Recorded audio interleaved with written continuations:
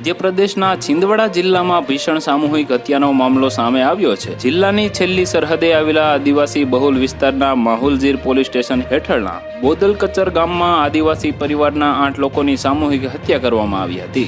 પરિવારના પુત્રએ કુહાડીના ઘા મારીને બધાની હત્યા કરી નાખી। આ પછી તેણે પણ ફાંસો લગાવીને આત્મહત્યા કરી લીધી છે।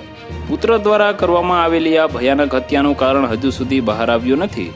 સૂત્રો પાસેથી પ્રાપ્ત માહિતી અનુસાર આદિવાસી પરિવારના એક યુવકે તેના માતા પિતા, પત્ની, બાળક અને ભાઈ સહિત પરિવારના 8 લોકોની કુહાડી વડે હત્યા કરી હતી। હત્યા બાદ તેણે પણ આત્મહત્યા કરી લીધી હતી। આ ઘટના મંગળવારે મોડી રાત્રે 2-3 વાગ્યે બની હોવાનું કહેવાય છે। માહુલજીર પોલીસે ઘટના સ્થળે પહોંચીને આખા ગામને સીલ કરી દીધું છે। છિંદવાડાના પોલીસ અધિક્ષક ઘટના સ્થળે રવાના થઈ ગયા છે। હજુ વધુ માહિતીની રાહ જોઈ રહી છે। હાલ પોલીસ આ મામલાની તપાસમાં વ્યસ્ત છે। તો વધુ માહિતી મેળવવા માટે ચેનલ સાથે જોડાયેલા રહો। વિડીયો પસંદ આવે તો લાઈક કરી દેજો। ચેનલમાં નવા છો તો સબસ્ક્રાઇબ કરી દેજો।